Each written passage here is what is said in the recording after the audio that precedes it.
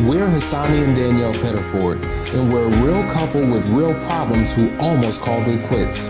I was very frustrated. I became very disconnected, very jaded and cold. We have 4 children, going on 20 years of marriage, and we practice what we preach. Our mission, to change the way couples relate to one another and teach them the skills needed to improve the quality of their relationships. This is the Couples Academy Show. Well, good morning, everyone. Welcome to the Couples Academy Show. My name is Hassani. And I'm Lakeisha Hines. And we're here for another great morning. This is the Couples Academy Show where we come and give you 30 minutes of power. And we do it by connecting people all over the world. So wherever you may be dialing in from, you may be in the Ukraine right now. We're praying for you. You may be in Russia. We're praying for you too, because there's a lot of challenges happening all over the world. And we want to let you know that we're here with you. We actually have some people who tune in from Romania, and a lot of the Ukrainians are escaping to get to Romania. So we're praying for the safety of those people. But wherever you are, we just want to let you know that we're with you, and we want to know where you're dialing in from. So let us know. Also, we want you to share. That's your opportunity to let the world know that you're in support of a message of marital restoration. All right, listen, guys, we're going to delve into a topic today. We're talking about the title, It's Not Your Problem. It's Not My Problem. Did I do that wrong? Yeah. And I blame you, Lakeisha. It's not my problem. It's your problem. Have right. You and see, I'm blaming you. No. This is. So if you're reading this and you're in, it's because you're committed to the show. But listen, I'm in a relationship with somebody. I do something that hurts them. They're in a deep level of pain, a bad emotional space. And every time I see them, I'm like, would you get it together? Would you just figure it out? Like it's not my problem. It's your problem. I'm good. It's your problem. And the lack of sensitivity and compassion and empathy for what their spouse is going through when they were the one that caused it in the first place is horrendous. Wouldn't you say, Lakeisha? Absolutely, man. You can actually look at it as a form of abuse in some ways, because not being sensitive to the needs of your spouse intentionally is a form of emotional abuse. So. Yeah, absolutely. So what we want to do is talk about that today, and probably we're going to have a frank conversation of what the unfaithful partner or whoever is responsible for the betrayal, what they need to do to really course correct and turn some things around. Listen, but before we get started, I just want to make a couple quick announcements, as we do every time we begin the show. We have the Last Chance Weekend coming up March 11th through the 13th. Also, you can now register for Unearthed and the Foundry program. There's a lot that we're offering you in 2022 because we want you to experience a quantum leap in your marriage. And it can happen when you do the necessary work to get to a better place. But let's talk about this. So, Lakeisha, you've been counseling for a number of years. I've been counseling for a number of years. And oftentimes when we come across couples, as we always say, there's 3 types of couples we deal with. Couple number 1, they both want this. They're both aware of what happened and they want to take the relationship to the next level. They're all in, and whatever's necessary, they're going to do it. But then you have another couple where one wants it, just one's unsure. Right. And oftentimes you would think that the one who is unsure, or the other couple, one wants it, one does not. You would think that the one who's unsure, the one who doesn't, is the betrayed spouse, because they're vacillating back and forth. Should I stay? Should I go? But interestingly enough, oftentimes it is the unfaithful one. Yes. Right. So they see the damage that they've done and they're cavalier about it. They're like, I don't know. I just haven't decided yet. Or they're definitely out. And so it's insane. Not only have they done harm to their spouse, now they're going to leave them to figure it out for themselves. And that's one of the challenges that people experience in relationships. And so oftentimes when we get requests, and even in Ask the Experts, how do I get my spouse to? Why won't my spouse this? Why does it seem as if they don't care? I'm doing it all on my own. Have you experienced that in your sessions? Yes, absolutely. And I wanted to point out like a flip side of that too.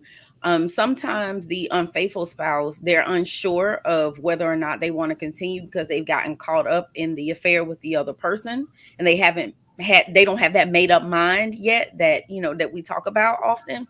But the flip side of that is they're stuck in between guilt and shame. and they can't forgive themselves. They can't stand to look at their spouse's face and look into their eyes and see the hurt and pain that they've caused, and they just feel like it's never going to get better. Like there's nothing that I can say or do that's going to fix this or heal this, and they feel hopeless. But that's why we're here, to give you that hope and to restore that and let you know that no, this is possible, that you guys can recover from whatever it is that you've gone through. You just got to be willing to show up and do the work. Absolutely. So let's get into some of the things that, if you're the one who created the pain, and maybe to Lakeisha's point, you're trapped in guilt and shame, and you just don't know what to do. You don't know how to show up. You know, there's a video that I think is one of our most popular videos, the 10 mistakes that the unfaithful partner makes. And oftentimes people find themselves in that space because they don't know how to show up for their spouse. But I would say one of the first things that you have to do is you have to get out of denial. Many people are in complete denial about the devastation of what has occurred. Now, if you've been following us for some time, there's a video we have in our playlist that really gives an aerial view of the devastation that has happened in Syria after war.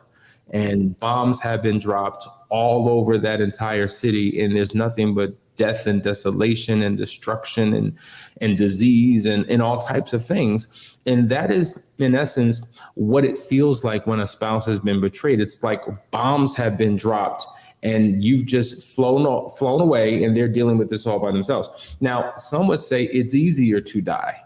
Death would be better than having to survive through it. Because think about it. Imagine your city, bombs have been dropped. Think about what they're going through in the Ukraine. Now there's no electricity. There's no running water.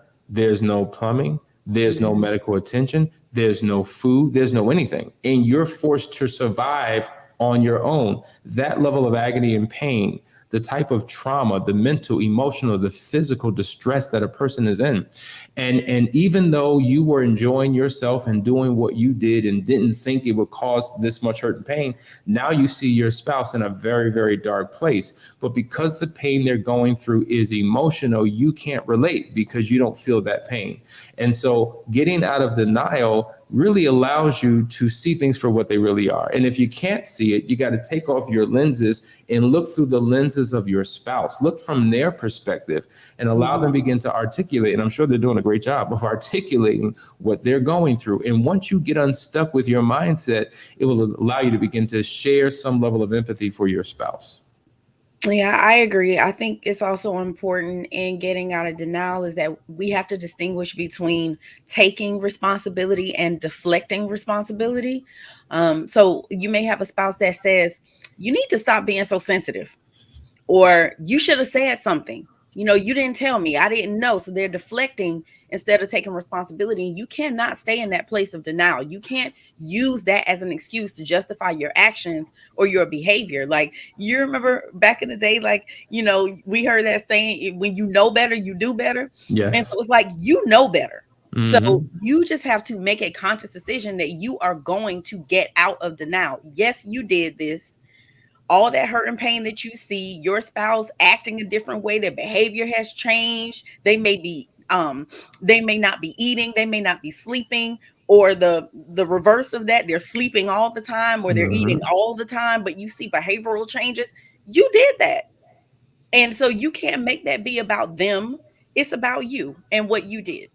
Absolutely. And so that's why this statement, this is your problem, not mine, is problematic, because the reality is there was a problem that existed within the person who committed the act in the first place. There was a hurt, there was a pain, there was a brokenness that drove he or she to do what they did, which then created the pain in their spouse. And so even though they're the ones bleeding and agonizing in pain emotionally, and you're not, it doesn't mean that you're good. And I think that we overestimate where we really are and what level of health that we're in. And it's like, if I'm not representing these type of feelings, or if I'm not thinking in a particular way or doing a particular thing anymore, quote unquote, because it's only been 3 days, or it's only been a week, it's only been a month, you think that you're good, and you're really not good. There's a whole lot of soul work that one needs to do to get to that better place. Guys, we're talking about this is your problem, not mine, the attitude, the belief, the posture that the unfaithful partner has in the relationship. We're going to go to a quick break, but stay tuned because we're going to give you some tips to get out of that mindset to get to a better place. Stay right there. Couples Academy is expanding its team to meet the growing demand of people in need of help around the world. So if you're a trained, licensed, or certified expert in marriage enrichment, infidelity recovery, sex therapy, life coaching, cognitive behavioral therapy, divorce mediation, financial coaching, or family therapy, contact us today.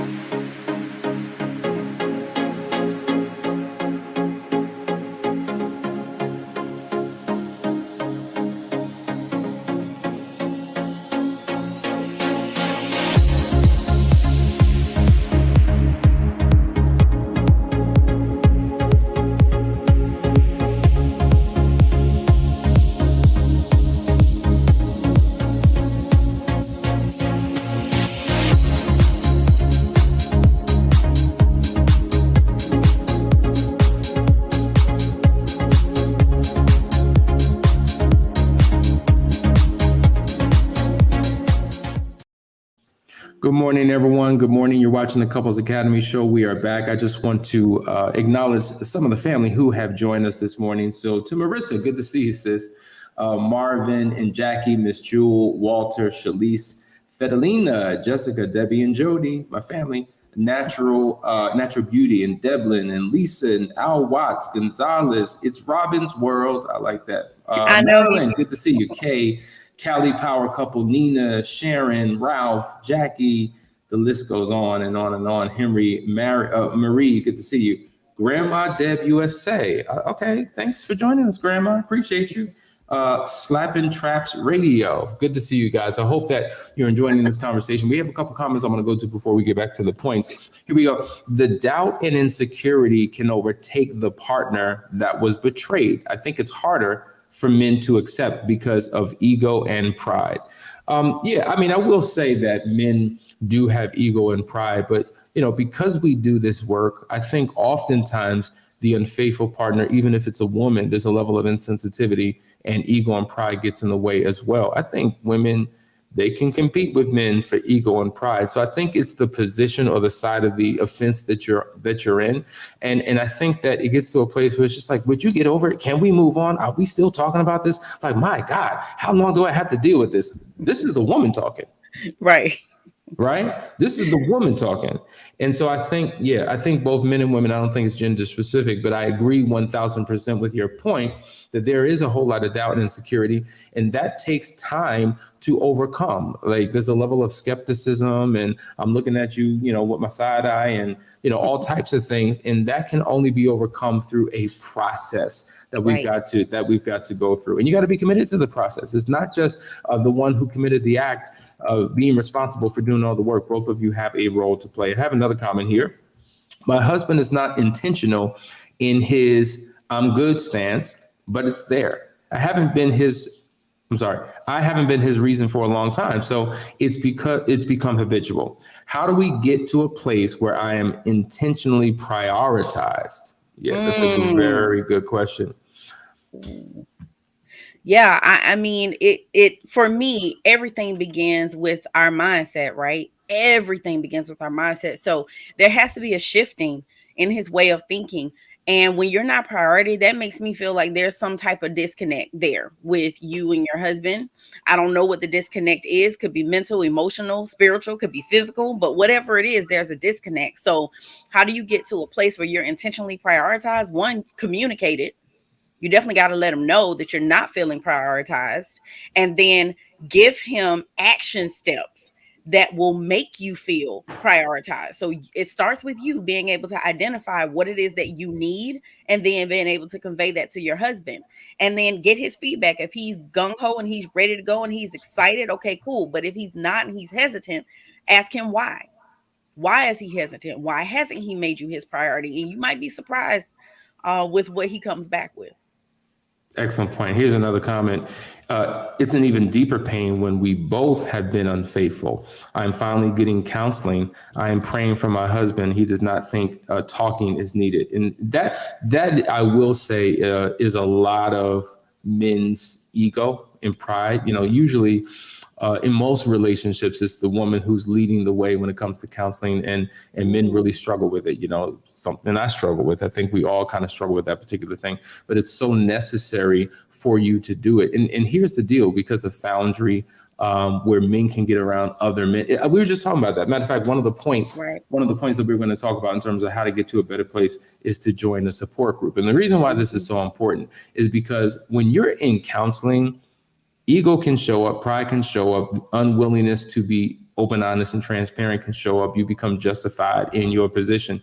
But when you get around other men and you hear their journeys, their experiences, their perspectives, what they're going through, and you'll see that, man, some of these guys are much further ahead in this recovery process than I, and they begin to share their mentality that got them to the place that they're in. It's just like, it's a gut check. It's like, man, maybe I'm thinking wrong about this. Maybe there is a different perspective. And oftentimes you become numb to what your spouse is saying, but receptive to what others are saying. And the way that you change this, it's not my problem, it's yours, is by being around other people who have been in the same pit and who are now out of it and can show you a way in terms of how to get to where they're at. Does that make sense? It does. And I think also adding on to that is, sometimes I think for men, they're not accustomed to communicating and sharing their feelings. And so it's an adjustment process. Joining that support group gets them around other men who are also uncomfortable with sharing their feelings.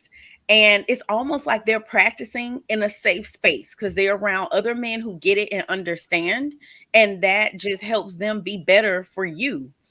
And so I think joining a support group is awesome because you don't want to feel like you're out here by yourself, right? Nobody wants to feel like they're alone. And I think oftentimes that's what happens. I also think that's trick of the enemy too, to make you feel like nobody else understands or gets what you're going through. So when you join that support group, you're able to dispel that myth, right? And you're able to recognize the fact that there are many others who are dealing with similar issues, if not the exact same issue that you're dealing with.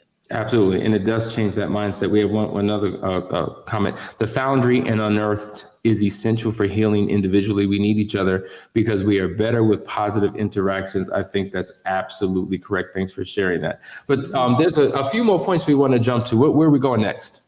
Where are we going next? So I think you need to become a student of infidelity. I think we need to go there next because the more you understand about infidelity itself, the more you're able to see your actions, your behaviors, and then you are able to take accountability and responsibility for what it is that you did. Also, you're able to understand the hurt and pain that the betrayed is going through. So I love how you always say, Hassani, that, you became a student of Danielle, you became a student of your wife, because the more you're able to understand about her, the easier it is for you not to make the same mistakes because you get it. Like, you understand what makes her tick. You understand what turns her off.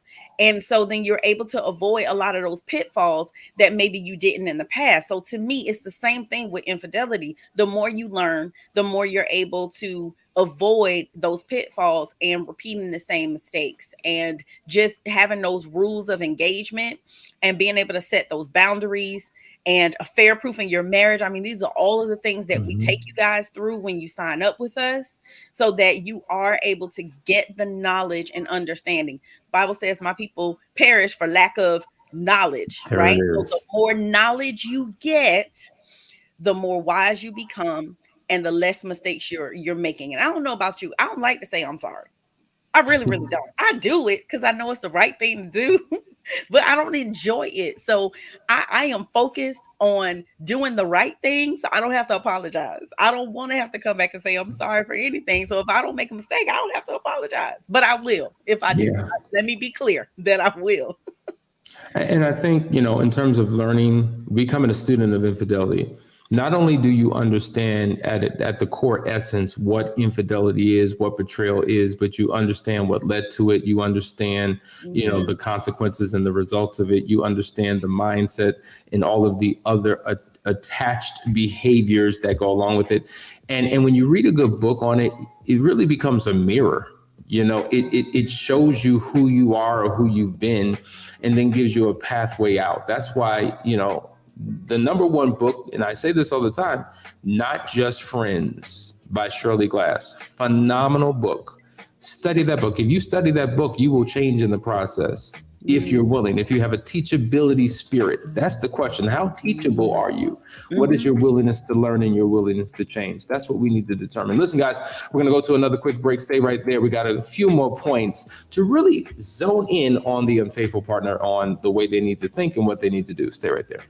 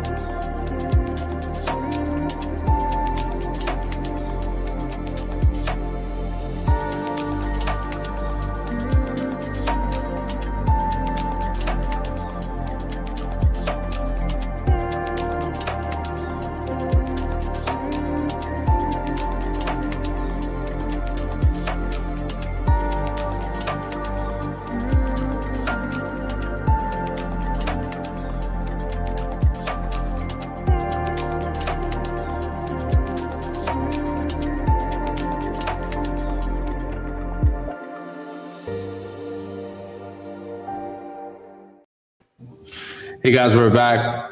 Thanks for tuning in. This is the Couples Academy show. We're just going through these comments. We got to hit some of these because these are some things that we need to address. Mary Jones says, my spouse has repeatedly been unfaithful for 30 plus years and still refuses counseling. Where do I go and why am I still here? Keisha, hit that. Mary, my sister, there is a video in Couples Academy playlist. It says, it's titled, You're Going to Cheat Again Unless. And it gives you things that you need to look for that will, there's signs, right, that you should see with your spouse. Some of those signs, not in order, but a healthy dose of guilt and shame. There should be remorse. There should be a change in the mindset. Everything that we talk about most times has to do with your mindset and your mentality, because the thing is, just like a computer, the mind is a central processing unit. All the other things are just auxiliary. The keyboard, the mouse, the monitor, those are external things. They're necessary, right? They're necessary. You need them to go along with the central processing unit. But your brain is the CPU, right? Your arms, your legs, your torso, everything else, they're essential and they're necessary. But that central processing unit, your brain is most important. Everything else takes commands, directions, everything from your brain, even your emotions, even your feelings. Everything comes from your brain. So if he does not shift his mindset and his mentality, the behavior will never change. You've been in 30 years. He's showing you. What did Maya Angelou say? When people show you who they are, believe them. He's showing you. It's been 30 years. If this is accurate, what you're saying, it's been 30 years of infidelity, refusal for counseling, no change in behavior. What are we doing? That's a good question. And so the last part of it is, where do I go from here? Where do I go and why am I here? Yeah. So I'm going to strawberry letter this statement. Let's talk about you, because it's obvious what's going on with your husband. What lessons have you learned growing up in your household? What experiences have you had prior to your marriage? Yeah. What tolerance of pain have you endured that you would allow such behavior to continue? I use the word allow. I'm not blaming you. No, I'm not. But you're here. You have stayed here. And so the question is, why? Why are you still there? Why? Is it a financial thing? Is it because you don't believe you can do any better? Is it because it's too late at this point? You got kids? Like, what is your reason that's kept you anchored in? It's dead. This is why we need. I'm on Instagram. Oh, I'm still on. Well, guys, if you can see when my computer is acting up, I don't know what's going on. We're trying to get cords to connect this, but I want Lakeisha. Here we go. All right. So Mary, basically what he's saying is, what is it that's going on inside of you, sis, that has kept you there all of this time without receiving what it is that you need to receive from your husband? And we can just end it with this. You said strawberry lettering, Sonny. I'm sorry. I got to hashtag that. Nina said, bye, boo.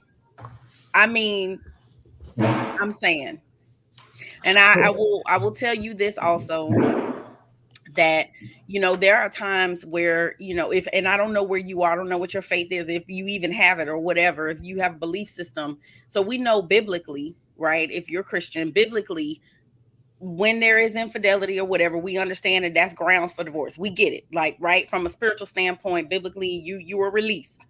But sometimes God will lead you to stay in that situation because he has a work that he wants to get done. So if you're telling me that you heard from God and he told you to sit down and don't go nowhere, I'm here for you. But if that is not the issue, then we need to dig a little bit deeper and figure out, again, like Asani said, what's going on with you. I highly recommend you reach out to Danielle Pettiford, our Enneagram specialist. Let's get your Enneagram done. Let's figure out what's going on within you, your personality, and let's help you. Let's introduce you to you. Yeah.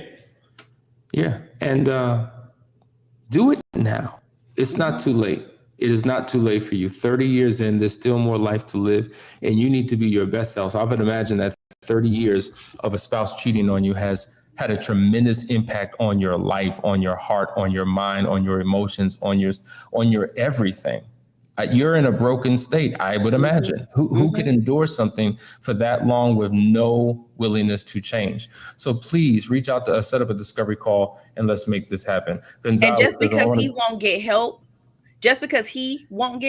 doesn't mean that you can't.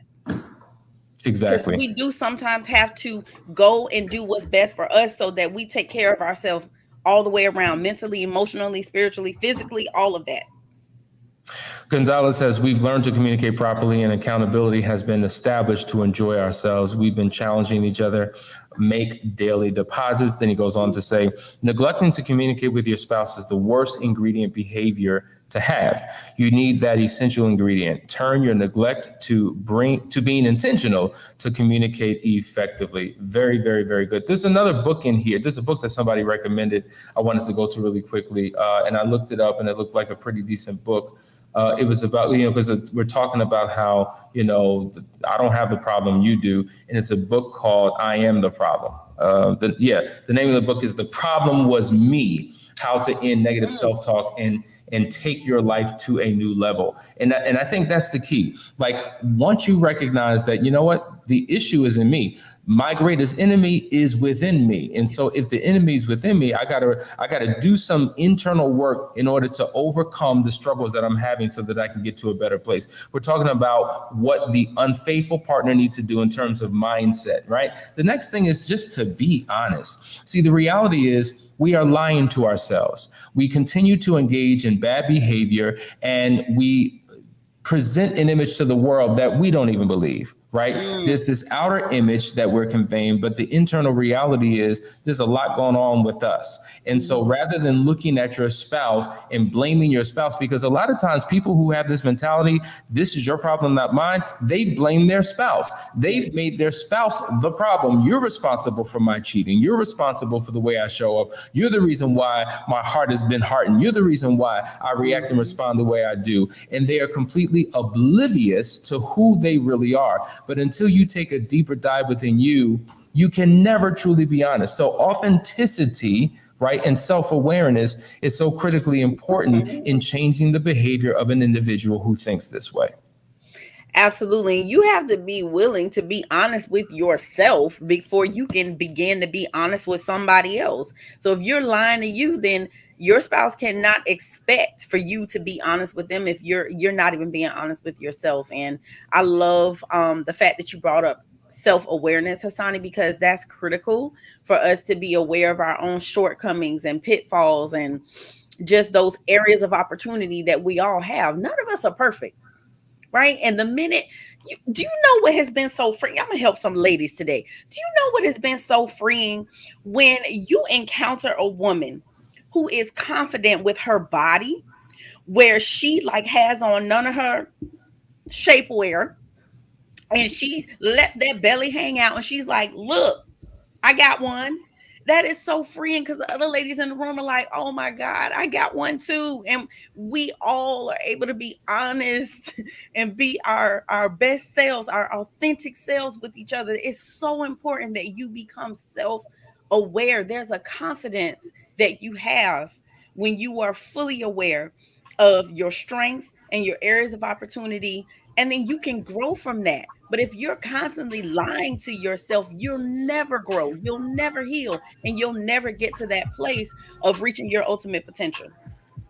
Guys, you're tuning into the Couples Academy show. We're talking about the topic, this is your problem, not mine. Hopefully you got something out of this conversation. And if you're the one who has that mentality and that attitude, if you're the unfaithful partner and you're not showing empathy and compassion and you have no, I don't know, you don't have a sensitive bone in your body for what your spouse is going through, we want you to play this again and again and again and again. Let it sink in so it can begin to transform your heart and your mind so that you could show up in this relationship in a better place. They decided to stay.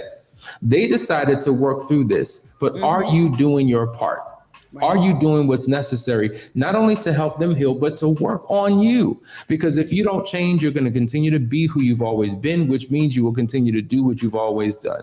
Change is imminent. If you want success in your relationship, you got to do something different. Listen, guys, we appreciate you tuning in. We will see you tomorrow for another episode of the Couples Academy show. Take care.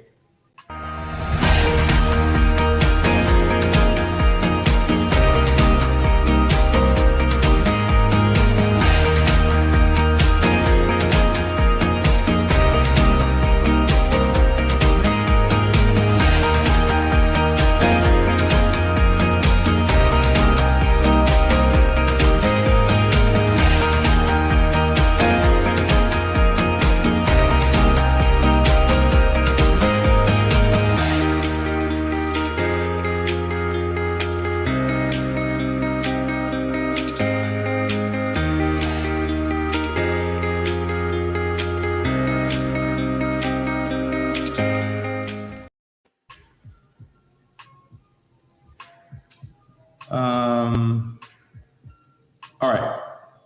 Deuces, I'm out.